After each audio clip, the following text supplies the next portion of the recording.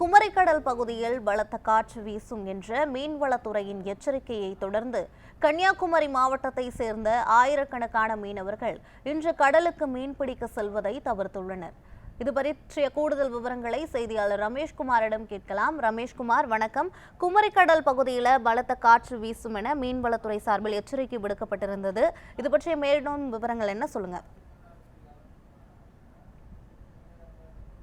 யுவராணி, வரும் 22ஆம் தேதி தென்மேற்கு வங்கக்கடலில் குறைந்த காற்றழுத்த தாழ்வு பகுதி உருவாகும் எனவும், எனவே கடந்த 12ஆம் தேதி முதல் மீனவர்கள் யாரும் மீன்பிடிக்க செல்லக்கூடாது, மாறாக கடலில் சூறை காற்று வீசுவதுடன் மழையும் பெய்யும் என வானிலை மையம் எச்சரிக்கை விடுத்திருக்கிறது.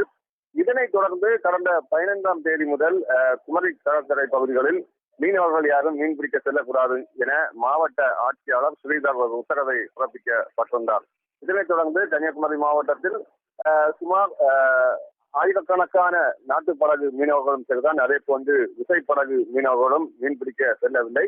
இன்றைய தினம் 4வது நாளாக கன்னியாகுமரி, குளச்சல், முட்டம், தேங்காய்பட்டினம் என ஆயிரக்கணக்கான நாட்டுப்படகு மீனவர்களும் சரிதான், அதே போன்று விசைப்படகு 700 விசைப்படகு மீனவர்களும் ஆழ்கடலுக்கு மீன்பிடிக்க செல்லவில்லை.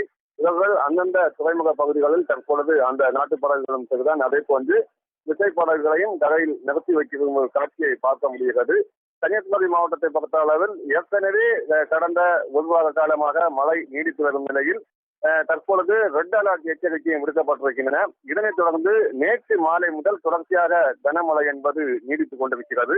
மேற்கு தொடர்ச்சி மலை அடிவார பகுதிகளிலும் சரிதான், அதே போன்று நகர பகுதிகளிலும் தொடர்ச்சியாக மழை என்பது பெய்து கொண்டிருக்கும் இந்த நிலையில் அணைப்பகுதிகளுக்கும் நீர்வரத்து என்பது அதிகரித்திருக்கிறது.